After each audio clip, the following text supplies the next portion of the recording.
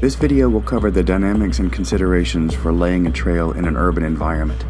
While many of the concepts are the same for shiggy, the details for that are a different topic for a different video. Vulcan is an urban hash, so this is meant as a guideline for our hares in our kennel on our streets. This isn't a lecture. The visual aids during the talkie bits will prove that. They are suggestions of pause, patent pending, not rules of thumb, since we avoid rules in favor of traditions. In addition to suggestions of pause, patent pending, I will use the terms best judgment and preference throughout. I mean sober best judgment, not the kind you develop after a six-pack, a pint of vodka, edibles, and a vitamin E trip. If your preference is for brown chalk at night or tiny christening dollops of flour, that will cause problems for the pack, so I gently suggest that you broaden your preference palette.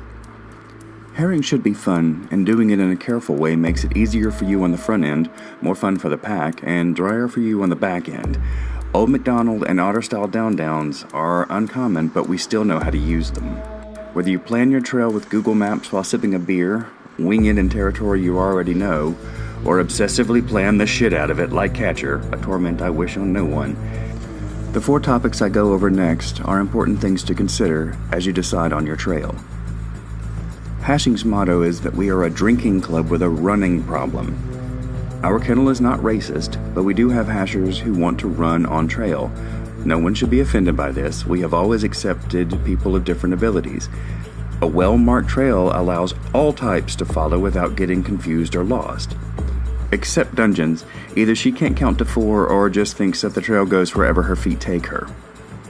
Location. By and large, our circles need to be in semi-secluded areas. They need to be well lit and there should be ample parking nearby. If you wouldn't think it was safe for your daughter or your mother to park and then walk to circle, find a different place to start. Distance. Given where we sit on the globe and that we hash on weekday evenings, we are more bound to season, terrain, and weather in a way that most weekend kennels are not. When I started, we were a 3 to 5 mile kennel. This has since changed to become a more consistently 3 mile hash. Still, when you are planning your trail, keep in mind the time of year, the weather, and the hills. In the warmer months in a flat terrain, you can go longer. In December, when the sun goes down around noon, and it's cold and windy, 3 miles might be too ambitious. Use your best judgment. Gone are the days when Ottercox made his 5-mile trails over the hills of Southside. You can do that if you want, but you will win few friends. Find the happy path among all those parameters and the heavens will sing a hosanna. The kennel will still bitch, but that just means it's breathing. The things you will need.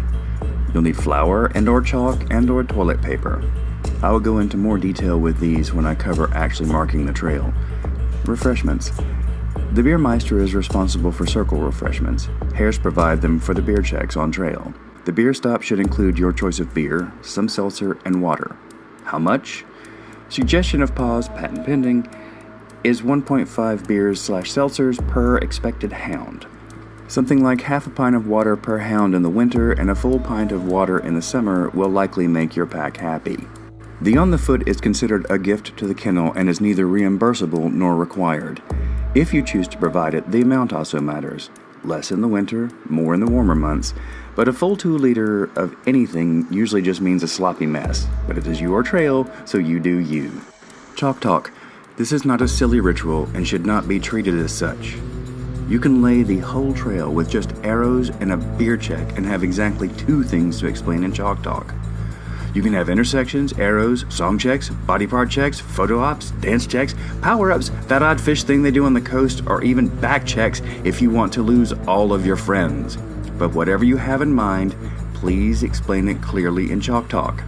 It is also essential that you be explicit about any potential problems: water, bad lighting, shiggy, poison ivy, and so on. If it looks like your trail might cross itself, mark it clearly and explain it in chalk talk. If you want it to cross itself on purpose, for variety or April Fools or just cause, mark it clearly and explain it in chalk talk.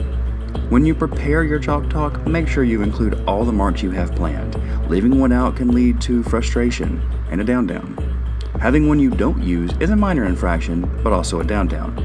If you are punished with water or malort, I might weep, but you are punished by drinking more beer, so pardon me if I don't feel any sympathy. The pack is going to bitch because we are breathing. But marking a trail well and explaining it clearly gives the kennel one less thing to bitch about. We've finally come to marking trail. If you use dollops of flour, make them about this size. Much bigger can leave you short of flour at the end. Much smaller can be mistaken for paint or bird poop. If you're using a tennis ball, please recharge it after the second bounce. Typically, the third bounce or any after look like dim half or quarter moons and are easy to overlook, especially at a jogging pace. When using chalk, try to use white, yellow, or light blue chalk when possible. Yeah, I can already hear you bitches saying, "What about?" and you haven't even gotten to the rest of it, so take a fucking breath. Light green and pink chalk can be issues for the colorblind. You can use those colors, but just be mindful of it. If you will be making marks on light pavement or walls, using a dark chalk can be better. Red, yellow, brown, black, white, we're all precious. But knowing which color to use on which surface at what time of day is essential to a well-marked trail. Be mindful of the surroundings, the time of day, and what your pack needs to see. It isn't common that us city hares need to use toilet paper for our trails, but if you do, use 2-ply. Not that see-through cholera-causing shit, and wrap it twice around the desired target. Otherwise, it is easy to miss or be blown away. In all instances, your last mark should be visible from your next, within reason. You don't have to lay a mark every 10 feet, but neither should you do it every 10 yards. Use your best judgment. If you go so far as to not be able to see your last mark, trotting back a few paces will not kill you. I've done hundreds of trails in many places and have never seen anyone being called out for marking a trail too well. Speaking now of hash intersections in a city, the point is to slow the pack down but not confuse it or get it lost. But you may not want to be as obvious in your markings, so you actually do slow them down. Placing the marks in shadows, on the back sides of telephone poles or trees, or half hidden under cars is fine. The idea here is fun and a brief delay, not frustration. A note here should you choose to deadlay your trail. What you see at 4 p.m. is not what the pack will see at 7 p.m., so err on the side of making sure that even dungeons won't get lost. True city intersections where you have chosen the direction are a different beast. You get to a four-way and you know which way you want to go. Make it very clear. Mark the corner where you start, then put a mark in the middle of the road, then on the corner where you plan to continue. You can do this going straight or gaily forward, to the left or right. If you want the pack to jaywalk, you put the mark in the actual center of the city intersection and then the diagonal corner. Chalk arrows are almost always clearer, but if you as the hare don't want to slow your momentum to bend and draw, that is perfectly fine. But if you don't want to slow your momentum, provide the same courtesy to the pack and mark the street crossings clearly. Failing to mark this well is the equivalent of your map app giving you a digital shrug and then saying, "Sucks to be you." Nobody likes to hear that it sucks to be us. For additional marks, preference is your guide, but remember the pack also.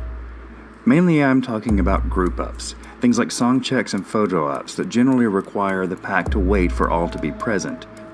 2 song checks, 2 photo ops, plus beer, plus OTF on a 3-mile trail is way too many. For this bitchy hasher, it's too many for a 5-mile trail. We are a social club, but all hounds have the pre-lube, opening and closing circle, and on after to be social.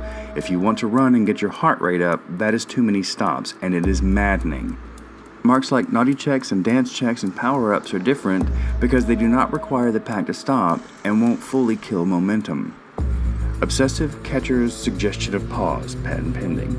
2 or 3 intersections, 2 song checks, something fun, beer, OTF, or a 4 to 5 mile trail. These are just my sober judgments and preferences only. But if I have a small fan club, I won't bitch. No, I will bitch. That's why I have fans. Variations for naming trails. The NFN to be named is to be the primary hare. It is her, his, gender non-specific pronouns requirement to pick an experienced hare to provide guide rails, but not the actual trail. It is also the namee's responsibility to explain chalk talk. You will be razzed, but don't be rattled, it's all part of the process. As such, it is advisable to keep your naming trail simple and no longer than about 2.5 miles. The point of a naming trail is the name, not the trail. The only memorable naming trails are the shit shows. If you want lots of imaginative things on trail, get your name first, then sign up for your super magic happy fun time trail. We don't give out awards for trails, but even if we did, we wouldn't include naming trails. Some final notes on general etiquette. The mnemonic that we use is that we are hashers, not trashers. Recycle when possible, but always avoid littering. Don't encourage randos to join us at drinking stops. They didn't pay hash cash and are unlikely to return. Explain what the whole thing is and then encourage them to show up next time. If you bring a dog, please keep the dog leashed at all times in circle and on trail. Not everyone likes dogs. There can be unforeseen issues with dogs in different parts of the city, and none of us signed up to be dog minders. If you bring your critter, be responsible with it. On and on out.